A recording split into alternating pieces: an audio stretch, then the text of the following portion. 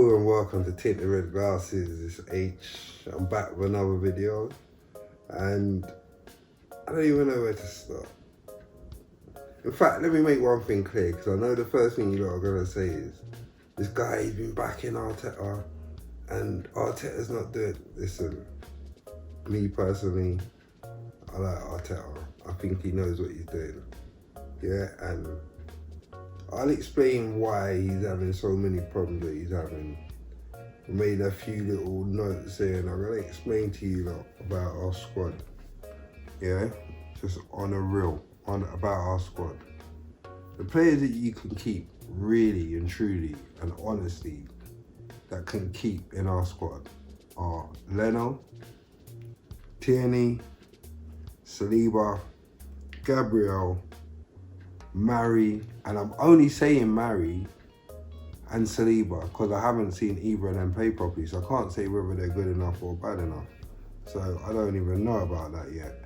But yeah, I'm saying them two. Rob Holding as a squad player, I don't think he's up to the levels to get us places, but he can do a job, and we've seen that. Saka definitely can stay. Listen, I don't know people saying, oh, he's only 18, you can't rely on him. Look, you look at teams like Dortmund and you look at teams like Real Madrid and whatever. If you're old enough, you're good enough. Or if you're good enough, you're old enough, whichever way you want to see it.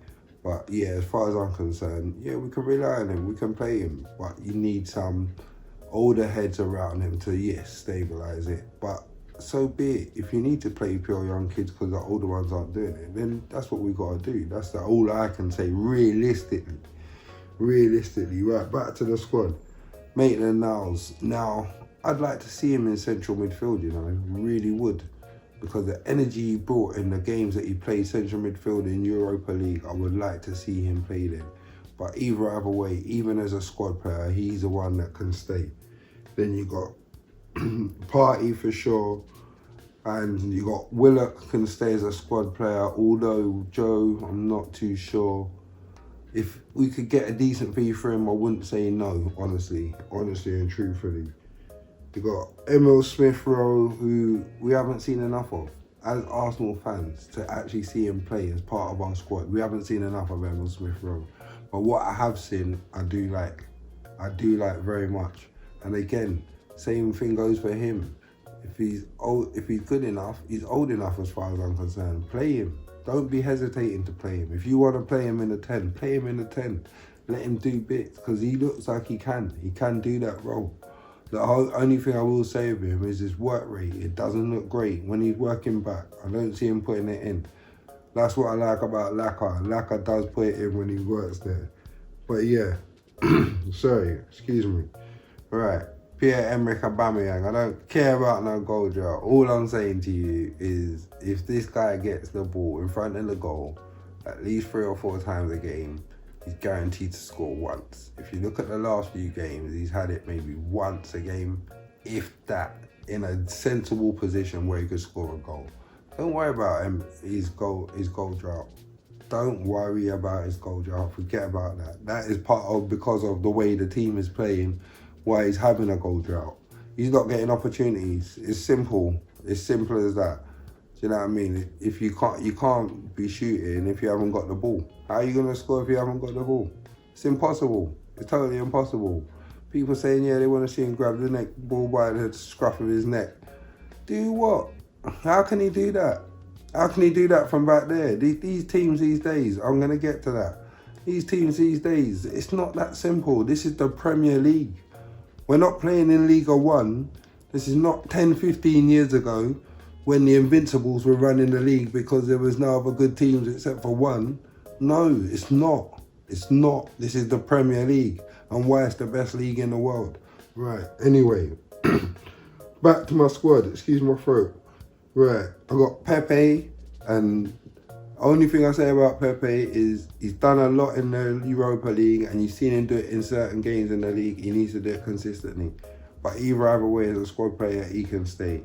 Then you got Nelson, who I'd like to see more of in the league because, hey, this guy, when he's ready, he's very, very direct and I like that about him.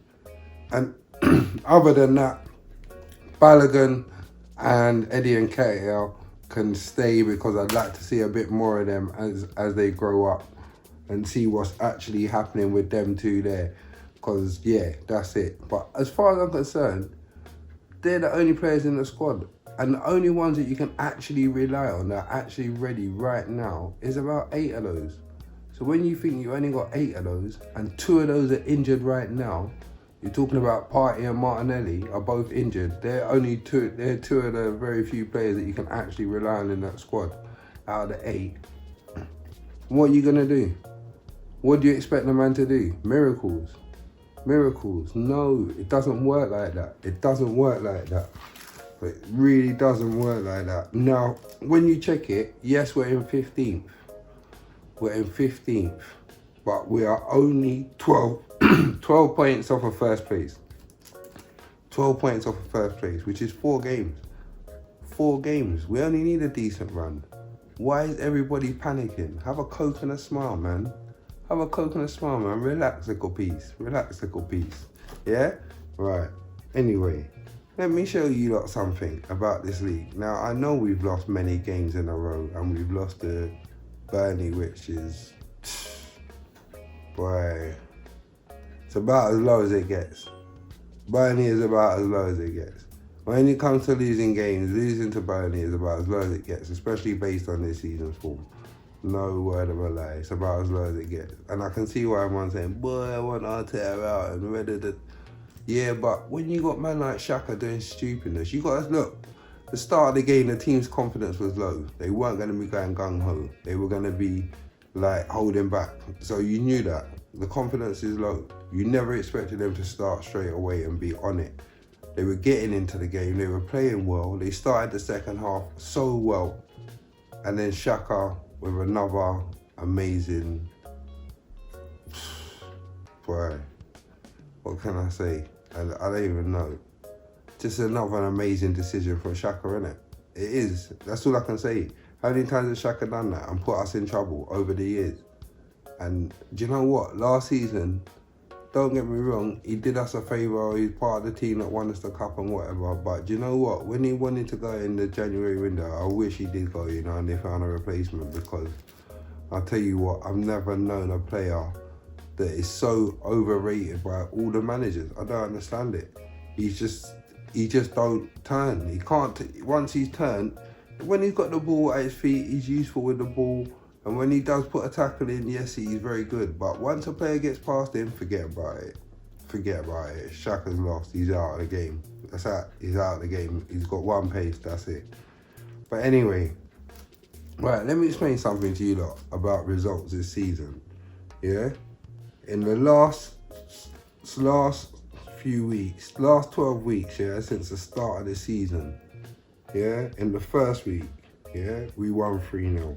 All the results were fairly normal. The second week, Palace beat United 3-1 at home. Yeah, United were at home and they lost to Palace.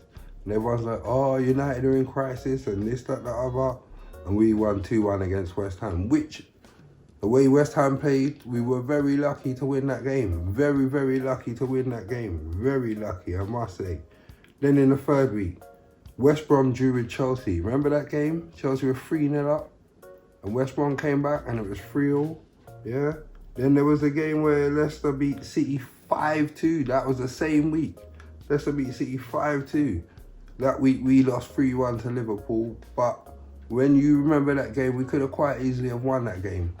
The way that game went, I know obviously it went 3-1 and the scoreline looks mad, but once they scored the second goal, we were gung-ho, and yeah, the third goal was inevitable if they caught us on the counter. But it was a game. If you're a gooner and you watch that game, you know what I'm talking about. Yeah.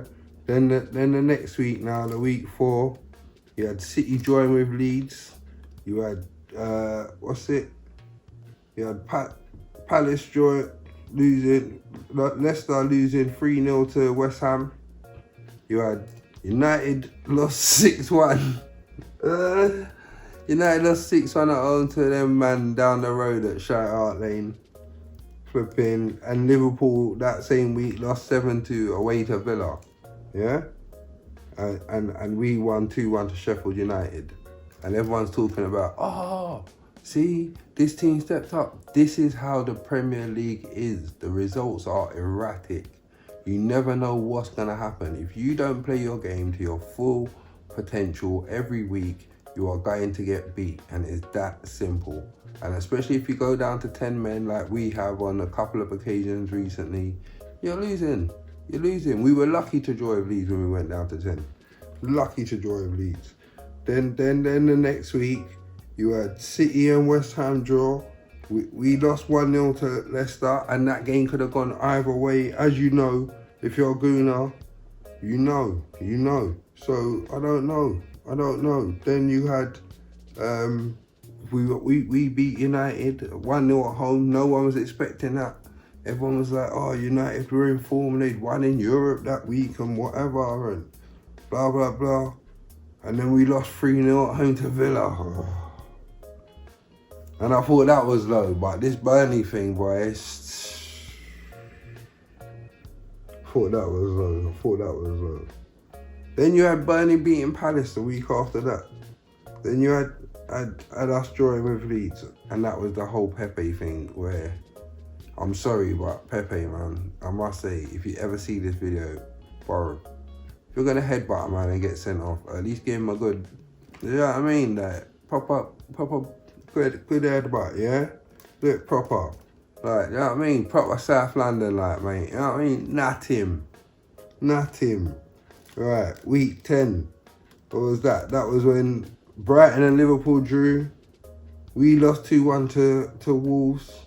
And Fulham beat Leicester. That's what I'm saying. The results have been crazy. Then the week after that, there was no surprises. Us losing 2-0 to Spurs weren't really a surprise, really. We were hoping that the form was going to go out the window. We all sat there hoping, but it was no surprise. We got Mourinho'd. We always get Mourinho'd. We've never beaten him at his home ground, and we weren't going to start this season. Not the way we'd been playing, no way. And then last week, besides us losing to Burnley, you had Fulham drawing with Liverpool, you had Palace and Spurs draw, and you had Everton beating Chelsea. The form Chelsea have been on, and the way Everton have been playing the last few weeks. So really and truly, you have to look at this league and understand that this is the greatest league in the world. And it is the greatest league in the world for the simple fact of it is very difficult to get points. Yeah? So sometimes when you're going through a rough patch, and yes, I know it's been 5 games in a row, but say we don't lose another game for the rest of the season now, you will be forgetting those 5 games. You lot are the same people that are begging, saying, oh, Arteta's the man, and Arteta's plan, and you can see what Arteta's doing now, and this, that, the other. And now, all of a sudden, we started losing a few games. You're all, oh, I can't see what Arteta's doing. I don't know what he's doing. I can't see his thing. No, he's trying a thing, but he's playing with his players that he's got at his disposal. And don't get me wrong, he is doing a bit of a winger, and he's sticking with certain players, which, to me, is a bit infuriating. There are certain players that have played very well in the Europa League and in other competitions, and they deserve to actually get a chance in the league, and they're not getting a chance, and I'm a bit confused as to why he's sticking with them. But in general, he's doing the right thing, and he's doing the best he can with a bad bunch, and I think he's just a bit sceptical to put the younger ones in because of the situation that he's in. So he's kind of stuck between a rock and a hard place. It's kind of like, do I put the young ones in and maybe lose a game? Or do I put the older ones in and the experienced players in and hope that they find their mojo and get going? Who knows? Nobody knows. You never know what's right. You don't know whether it's right or left. But I know that he knows what he's doing. And I can see that once he does get the players that he needs, this squad is just polluted. It's polluted with amateur, average players, overpaid. Yeah, a lot of them are leaving at the end of the season. The amount of players that run out of contract this season, it's going to be crazy. It's going to be crazy. So yeah, I don't know. I don't know what to say. All I can say is there's potential in the squad, but not much. Not much. Not enough to say, yeah, let's get happy. Yeah, and too much of it is in similar areas. We've got a lot of attacking potential. We've got a little bit of defensive potential. But in the middle, there's nothing. There's nothing. Nothing. Apart from the man that we bought the other day, and he's been injured, so he can't impact the game. So please, bear with us, Greeners, yeah? If you like the video, click like, subscribe. It's H, I'm out for this one.